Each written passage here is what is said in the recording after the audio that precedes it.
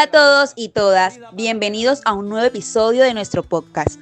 Hoy nos vamos a meter con un tema que está en la raíz de la identidad cultural cubana, pero que también tiene una carga histórica súper compleja. Vamos a hablar del teatro bufó cubano y el uso del blackface, analizando de forma crítica cómo se construyó la representación racial en nuestro escenario. Y para esto, por supuesto, está conmigo Ladies. ¡Hola, Ladies! Hola Ana, ¿qué temazo trajiste el día de hoy? Y es fascinante porque el teatro bufo es súper divertidísimo.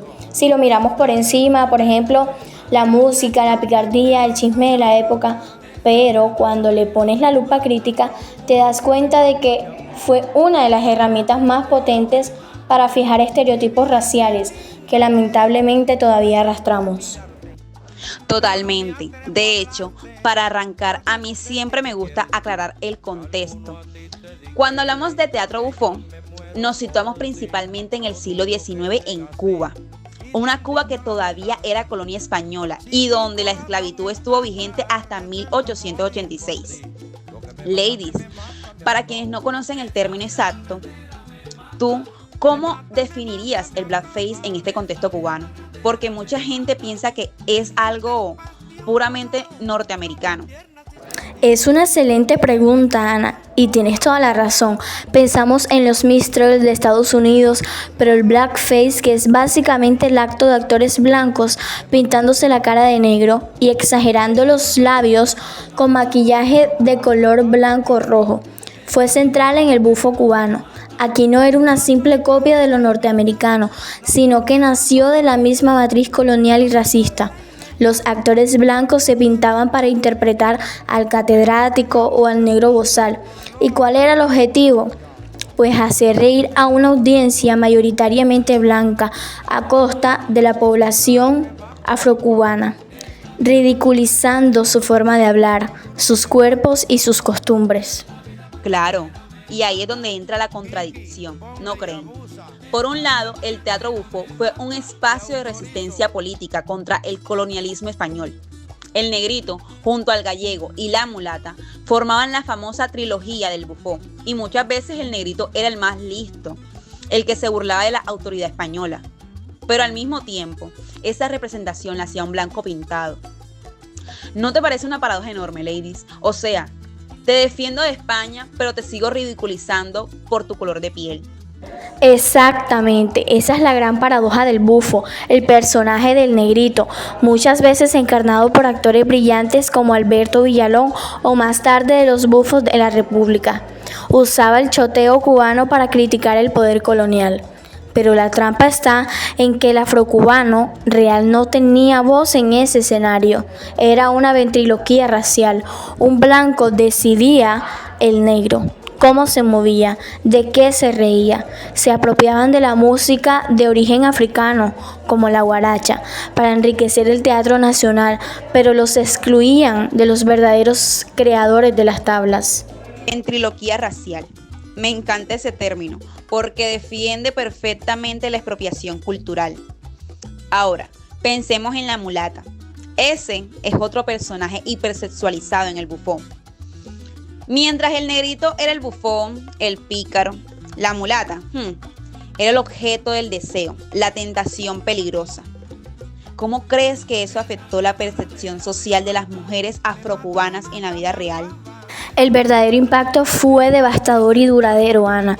El personaje de la mulata en el bufo consolidó el mito de la mujer mestiza como un ser puramente sensual, disponible para el placer del hombre blanco, conocido como el gallego o el señorito, pero nunca digna de un matrimonio o de un respeto social. Se le despoja de su humanidad y se le convertía en un fetiche. Así que el bufo no solo creó estereotipos cómicos, sino también estereotipos de género y de clase fuertemente racializados. Y fíjate que esto no se quedó en el siglo XIX. Con la llegada de la República y luego la televisión, estos personajes migraron. Pensemos, por ejemplo, en programas súper famosos del siglo XX, como La Tremenda Corte con Tres Patines o Los Cheches de la televisión de mediados del siglo. Aunque evolucionaron y los libretos eran geniales en cuanto a humor y lenguaje, La estructura del negrito pícaro y marginal seguía ahí. ¿Cuándo dirías tú que empieza a haber una ruptura real con esto en Cuba? La ruptura empieza a ser más consciente a mediados del siglo XX y sobre todo después de 1959, en la institucionalización de un teatro que buscaba ser más inclusivo, donde los actores negros finalmente pudieron interpretar todo tipo de papeles y no solo roles estereotipados. Sin embargo, Ana, el racismo cultural es muy persistente.